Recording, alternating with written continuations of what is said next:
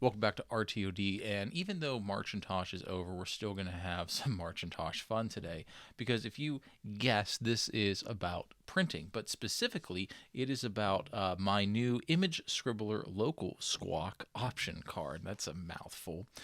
This is a clone of a AppleTalk add-on card for your ImageWriter. You could find these cards on eBay, but they're becoming rare and incredibly expensive.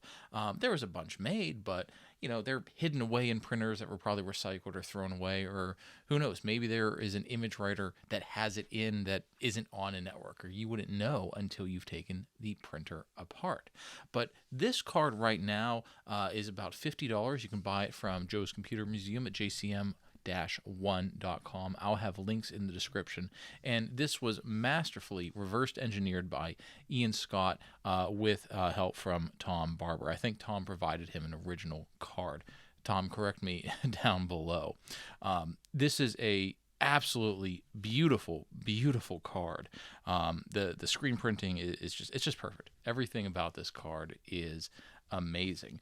And when you buy a fully assembled kit from JCM.com, you get the card, you get the standoffs, which is necessary for installation, and you get this printout, which not only thanks you for buying the card, but it proves that your card worked in the setup. So you get tangible proof that this card works. I'm going to save this printout because that's really cool. I have a folder of all kinds of wonderful things I get from my retro computing friends, and that is going in there. So what is this video about? Well, I'm going to show you how to install your ImageScribbler card. Now, I will say that Ron from Ron's Computer Video did a wonderful video probably last year. I think it was last year, about installing the original Apple version in an ImageWriter. And this is going to be pretty much the exact same thing, but it is with the ImageScribbler card. And I'm doing this solely because there's probably going to be somebody who buys this card who goes to YouTube and searches for ImageScribbler installation or something like that, and they might not find Ron's video. I'll link to Ron's video below because it's a great video. I love it, and it's going to be very similar because we're installing the same thing. The only difference is mine was made in 2015 and Ron's is an original card from the 80s. So let's change the camera and open up our ImageWriter and install this card. All right, so we have our ImageWriter here. Pretty simple. We're going to take this cover off. This just flips off. Put it off to the side. Remove your ribbon if installed. Over here, take this knob off. This is called the platen. That's actually what rolls the paper, and it allows the impact to hit the paper itself. If you switch over here, if you are on tractor feed paper, you want to switch it back. All right. Now, the top cover, once you remove these two screws, these will not come out the whole way. Screw there and screw there. We need to remove this top cover. Now, what I found is if you push in from the back a little bit, it'll pop right up. It kind of catches right there. Lift the cover up. And then over in the corner here, I'll show it to you when I take it off, there's a ribbon cable. I like to just pull it. It just pulls right up. It's held in with friction, right? And it plugs in right down there. Now we can see the entire board of our ImageWriter, okay? Two things I want to point out here. This is where your LocalTalk or your ImageScribbler card plugs into. And move the carrier out of the way. We have two banks of dip switches here, switch 1 and switch 2.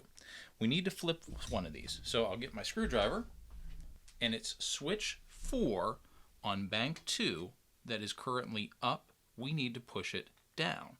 So 1, 2, 3, 4, down. All right. Now the printer's ready. So I'm going to grab my standoffs that is included in the kit. And the best place to put these, if you show the card here, right? So we have a standoff here, here, here, and here. We want to use the two on the left-hand side of the card. So with the larger part of the standoff facing down, we're going to push this into the bottom PCB. There we go. And we're going to do the other one. Push it into the bottom PCB.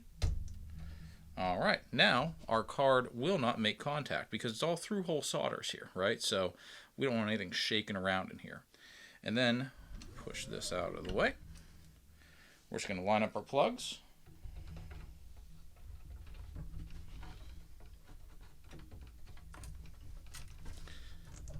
Push through our standoffs.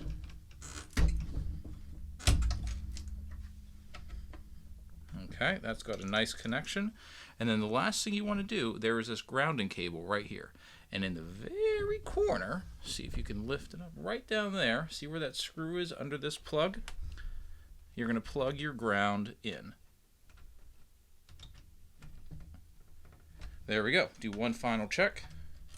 Everything's in, and now this printer is ready to go. Make sure before we put our cover on that, well, one, you plug the ribbon cable back in, but the carriage has to be the whole way on the right. See, there's this cutoff down here. So we had to move the carriage over for the dip switches, but we had to push it back over to the left, I'm sorry, my right, your left, to install the card. Now we have that cutout, everything will sit in. So we're going to line up the top cover, ensuring we plug our ribbon cable back in. That's nice and tight. Gently bring everything down. Remember, she's old. All right, that's nice and tight. Tighten up our screws. Oops.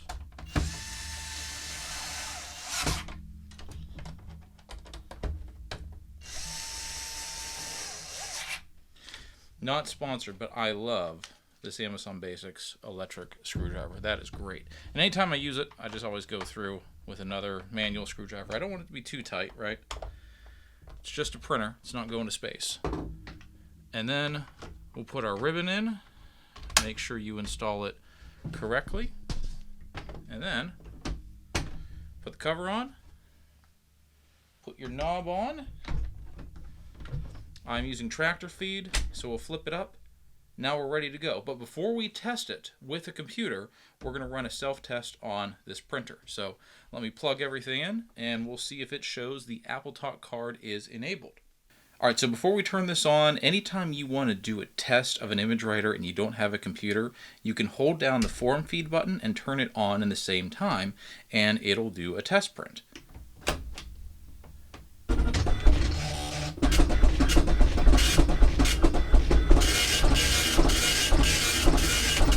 And that's all we need, because right here, this is what we're looking for. RAM, 24 kilobyte, great, but the most important thing, AppleTalk is on. If I would have ran this before, that would have said AppleTalk is off. So now this printer is 100% AppleTalk ready. So we're going to reset this, and we'll print over that, because now I'm going to plug this into my home AppleTalk network, because what home is complete without it, and we are going to actually test a print. All right, here we go. The first print over LocalSquawk. Well, actually, NetTalk. Same thing, different box. Here we go.